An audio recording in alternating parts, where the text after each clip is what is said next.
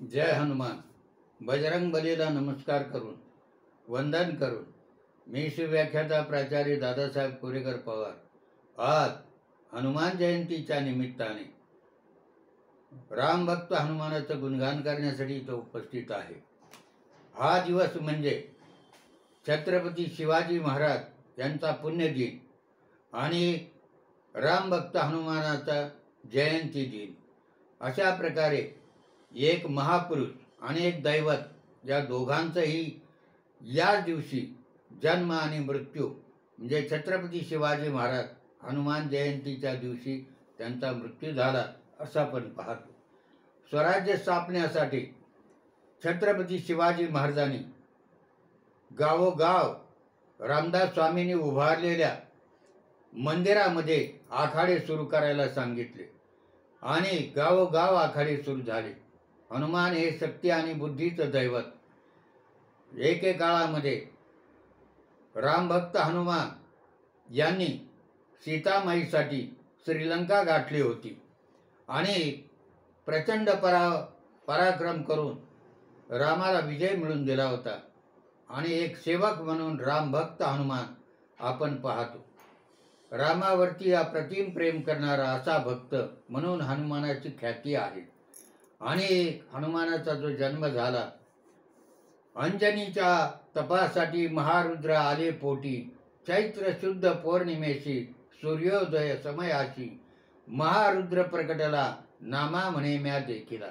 संत नामदेवानं त्यांच्याबद्दल असं म्हटलेलं आहे. किष्किंधा नगरीमध्ये सुग्रीवाचे सेनापती असलेले केसरी व त्यांची पत्नी अंजनी हे या दाम्पत्यानं भगवान शंकराची प्रार्थना केली आणि विशेषतः अंजनीनं तप केला आणि भगवान शंकर प्रसन्न झाले आणि त्यांनी तिला वर दिला की तुला तुझ्या पोटी महारुद्र 11वा रुद्र जन्माला येईल. आणि त्याप्रमाणे हनुमानाचा जन्म झाला.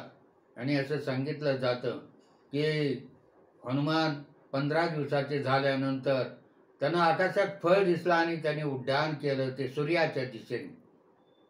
आणि सूर्याच्या दिशेने उड्डाण करून त्याने जे जे लोक आडवे आले, इंद्र असो आणि इतरही देव जे आले असतील, यम असो, या सर्वांना धक्के मारून पराभूत करून त्याने सूर्य गाठला. परंतु इंद्राने आपलं शेवटी वज्रास्त्र त्यांच्या हनुवटीवर मारलं आणि हे बाळ खाली पडलं. हे वायुदूत हनुमान असं म्हणतात, वायुसूत हनुमान असं म्हणतात. कारण वायूनं जो प्रसाद अंजनीपर्यंत पोहोचवला आणि त्यातून हनुमान जन्माला आले. घारीनं उचललेला प्रसाद वायूच्या मदतीनं अंजनीच्या हातापर्यंत गेला आणि तिने सेवन केल्यानंतर मारुतीचा जन्म झाला. म्हणून वायुसूत हनुमान असं म्हटलं जातं.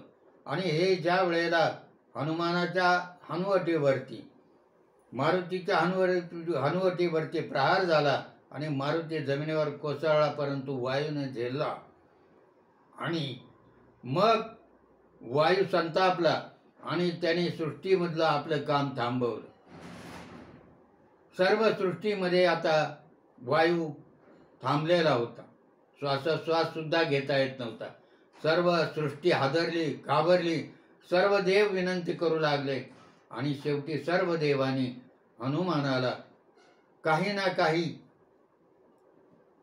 आपल्या परीनं देऊन आणि शेवटी इंद्रानं वज्रास्त्र जे त्याच्यावर मारलं होतं ते वज्र तुझं संरक्षण नेहमी करेल म्हणून हनुमानाला वज्रदेही असं म्हणतात. वज्रदेही हनुमान. समर्थ रामदास आणि छत्रपती शिवाजी महाराजांच्या काळामध्ये महाराष्ट्रभर मारुतीची मंदिरं उभी राहिली. त्याच्यातून या स्वराज्यासाठी ताकद उभी राहिली. गावोगाव आखाडे घुमू लागले आणि उत्तम प्रकारची पैलवान पोरं तयार झाली. त्यांनी स्वराज्यामध्ये सेवा करून या स्वराज्यामधल्या शत्रूला हद्दपार केलं. तेव्हा ती सर्व भक्ती आणि शक्ती हनुमानाची होती. या हनुमानाच्या कृपेनं महाराजांना स्वराज्यासाठी तरुण मिळाले. आणि रामदास स्वामीने 11 मारुतीची स्थापना केली आणि प्रेरणा दिली लोकांना की गाव मंदिरं उभी करा. आजचे तरुण जिममध्ये जातात, परंतु त्या काळात जिम वगैरे काही नव्हत्या. त्या काळामध्ये घराघरातली तरुण मुलं तालमीमध्ये जायची, घुमायची, आखाडा खोदायची, कुस्त्या करायची आणि त्यातून उत्तम ताकद तयार झाली की ते घर बलवान व्हायचं, ते गाव बलवान व्हायचं, तो देश बलवान व्हायचा, राष्ट्र बलवान व्हायचं. आणि म्हणून छत्रपती शिवाजी महाराजांचं स्वराज्याचं काम सोपं झालं. ते गावोगाव मारुतीच्या मंदिरात तयार झालेल्या पिढीमुळं. मला एक आठवतंय की माझं गाव मुक्काम पोस्ट न्हावरे, तालुका शिरूर, जिल्हा पुणे. मी लहानपणापासून मारुतीचा भक्त, का कुणास ठाऊक, परंतु त्यावेळेला माझे काका म्हणजे वडिलांचे धाकटे बंधू हे खूप आजारी होते. आजारी इतके की पराकुटीला कुठल्याही दवाखान्यात त्यांच्यावर उपचार होत नव्हता. आणि असं झाल्यानंतर डॉक्टरांनी त्यांना घरी पाठवून दिलं. पुढे हळूहळू त्यांच्यावरती उपचार घरगुती सुरू झाले. आणि कोणीतरी सांगितलं, एका तपस्वी व्यक्तीने सांगितलं की तुम्ही मारुतीला पाणी घाला रोज आणि मिळालेले जे काही थोडं पाणी त्यांच्या अंगावरून ओघळले घरी आणून त्याचं सेवन करा. अर्थात ते जागेवरून हलू शकत नव्हते. आणि मग अशा वेळेला पूर्वी त्यांनी तालीम केलेली होती, हनुमानाचे भक्त होते, परंतु दैवयोगानं त्यांचं शरीर लोळं पडलं. आणि अशा प्रकारे कोणीतरी एका महान व्यक्तीनं सांगितल्यामुळे त्यांनी ही जबाबदारी मी 9वीत असताना म्हणजे 1964 साली मला सांगितलं की हे पाणी घेऊन रोज तांब्या भरून जायचं घेऊन मारुतीला आणि त्या गावाच्या पश्चिमेला असलेल्या मारुतीच्या मंदिरामध्ये जाऊन रोज मारुतीला पाणी घालायचं. अशा प्रकारे माझा दिनक्रम त्या काळात चालू झाला. 3-4 वर्ष मी रोज मारुतीला जाऊन पाणी घालायचो, मारुतीला आळवायचो आणि विनंती करायचो, प्रार्थना करायचो की देवा माझ्या काकांना बरं कर. अर्थात ही अंधश्रद्धा नाही, हा मला आलेला अनुभव आहे. कुणाला काय अनुभव सांगता येत नाही, अनेकांना अनेक अनुभव येतात. देव आहे का नाही हे प्रत्यक्ष ज्याला अनुभव येतो, अनुभूती येते, त्यालाच ते समजतं. मी अनेक वेळा गाडीवरून जात असताना पडलो, अनेक वेळा माझा अपघात झाला, पण त्याच्यातून मी नेहमी सुरक्षित बाहेर पडलो आणि मला कशाची इजा झाली नाही. त्यावरून हनुमान हे माझं दैवत आहे आणि हनुमान मला नेहमीच आशीर्वाद देतात, हेही मला दिसून आलं. आजपर्यंतच्या काळामध्ये मी प्रत्येक गोष्ट करताना हनुमानाची मनोभावे पूजा केलेली आहे आणि करीत आहे. आणि तेव्हा चमत्कार म्हणा किंवा काही म्हणा, पण 3-4 वर्षामध्ये माझे काका चालू लागले आणि मग ते स्वतः जाऊन मारुतीची पूजा अर्चा करू लागले, स्वतः जाऊन मारुतीला पाणी घालू लागले, स्नान घालू लागले आणि पुढे पुढे जवळजवळ वयाच्या 85 वर्षापर्यंत त्यांना आयुष्य लाभलं. त्यांचं नाव गंगाधर विठ्ठलराव कोरेकर पाटील, मुक्काम पोस्ट न्हावरे, तालुका शिरूर, जिल्हा पुणे हे त्या गावचे एकेकाळचे मुलकी पाटील होते आणि एक उत्तम प्रकृती असलेले गृहस्थ होते.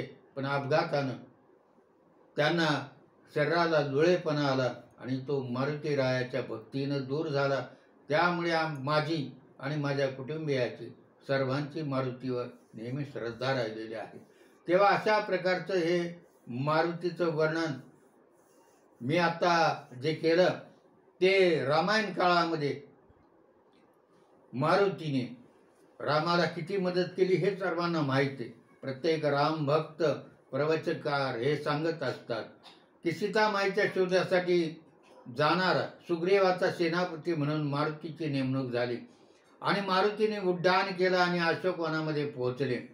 अशोकवनात पोहोचले, त्यांना सीतामाई दिसली आणि राक्षसांच्या घराड्यामध्ये असलेल्या सीतामाईला भेटायचं कसं म्हणून त्यांनी झाडावर उडी मारली आणि झाडावरून रामाची अंगठी खाली टाकली, कारण सीतामाई हनुमंताला काही ओळखत नव्हत्या. त्या अंगठी पाहिल्यानंतर त्यांना आश्चर्य वाटलं आणि त्यांनी वर पाहिलं तर एक वानरवीर वरती दिसतोय. तो खाली आला हनुमंत खाली आले, सीतामाईला नमस्कार केला आणि सांगितलं की माई, राम प्रभू मी त्यांचा सेवक आहे, ते लवकरच लंकेत येऊन आपली सुटका करतील.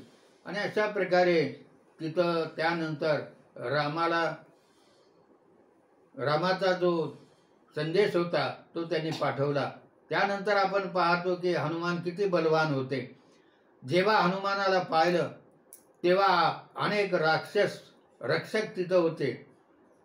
त्या वनामध्ये हनुमानाला भूक लागलेली होती. तिथला फलाहार त्यांनी केला आणि अनेक वृक्ष उपटले. आणि हे पाहिल्यानंतर जे तिथं असलेले रक्षक त्याच्या अंगावर धावून आले. अनेक रक्षकांना त्यांनी स्वर्गाला पाठवलं. आणि मग शेवटी ही बातमी रावणाच्या कानावर पडल्यानंतर त्याला पकडून आणण्यासाठी इंद्रजित आला आणि इंद्रजितानं जी शक्ती टाकली त्या शक्तीनं ब्रह्मास्त्र टाकलं आणि एक एवढं मोठं कमावलेलं अस्त्र फक्त हनुमानाला कैद करण्यासाठी वापरलं गेलं. त्याला कैद करून हनुमानाला कैद करून रावणाच्या पुढे उभं केलं आणि रावणाने विचारलं, हे मरकटा तू कोण आहेस? त्यांनी सांगितलं, आता तुझ्या लोकांना कळलंय, तुलाही कळेल मी कोण आहे. मी रामभक्त हनुमान आहे आणि तुला सूचना देतो की तू सीतामाईला मुक्त कर आणि रामाच्या स्वाधीन कर, नाही तर तुझा काळ संपेल. आणि हे रावणाला त्याचं बोलणं रुचलं नाही. त्यांनी त्याची शेपटीला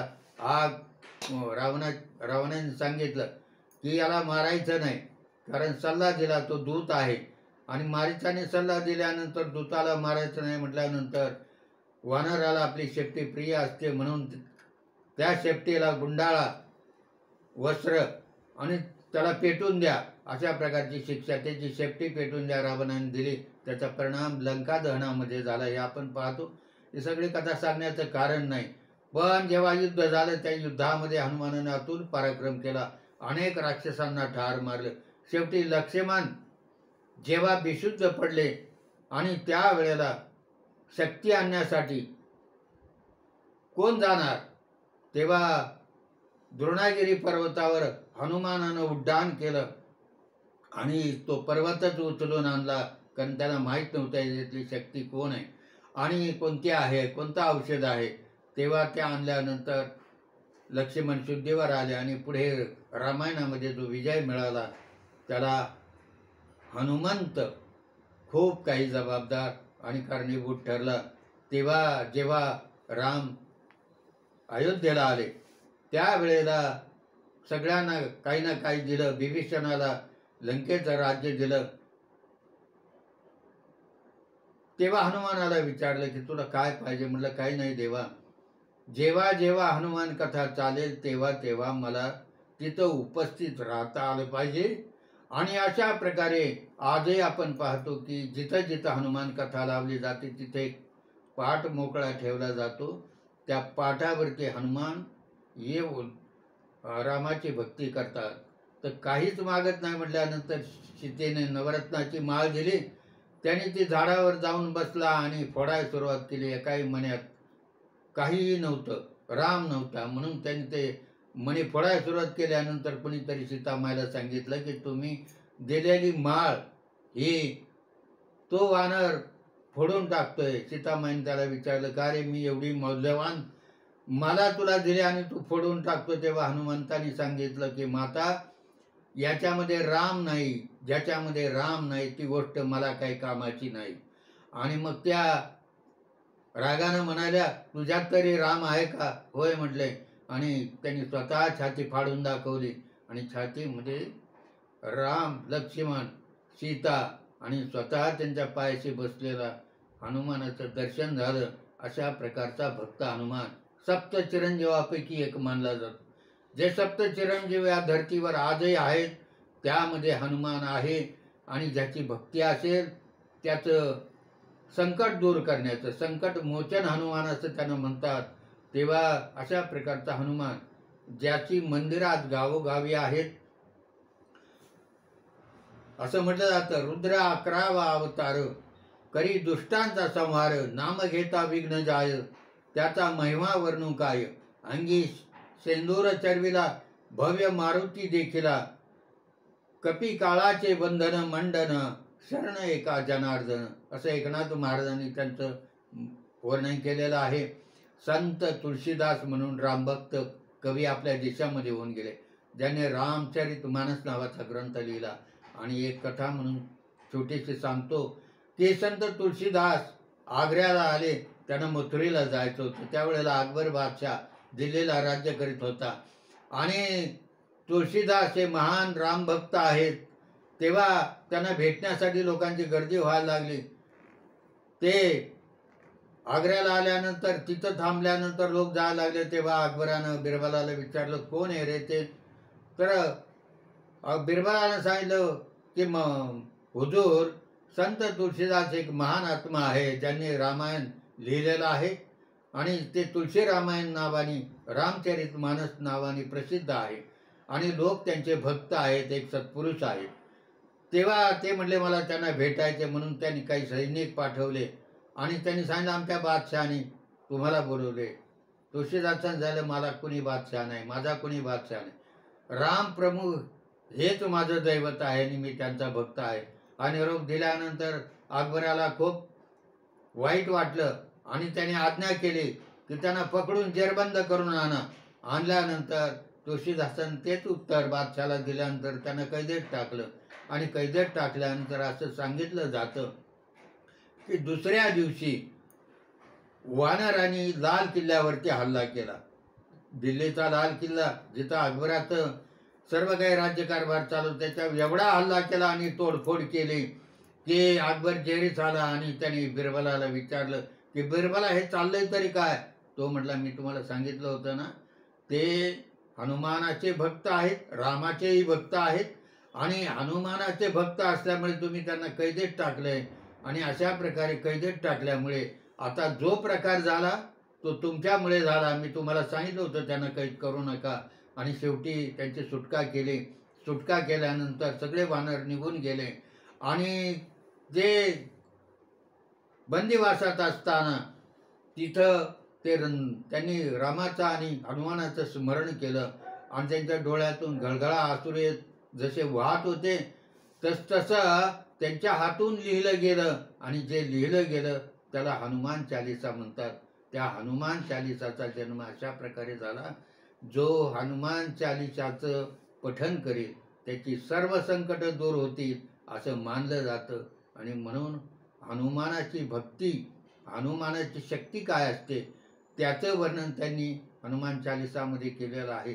अशा प्रकारचं भगवान हनुमान मारुती रायाचं चरित्र, अल्पसं चरित्र मी आपल्यापुढे मांडण्याचा प्रयत्न केला. आज हनुमान जयंतीच्या निमित्तानं मला असं वाटलं की आजपर्यंत हनुमंत सर्वांना पावन झालेले आहेत, कारण ज्यांनी ज्यांनी त्यांचं तप केलं त्यांच्या पाठीशी ते नेहमीच उभे राहतात. रामाच्या पाठीशी जसे खंबीर उभे राहिले आणि पायाशी कायम ते उभे राहिले, अशा प्रकारचं हनुमान हे एक दैवत आहे. हे भक्तीचं, शक्तीचं आणि बुद्धीचं दैवत. या दैवताला प्रणाम करून मी थांबतो. जय हिंद, जय महाराष्ट्र.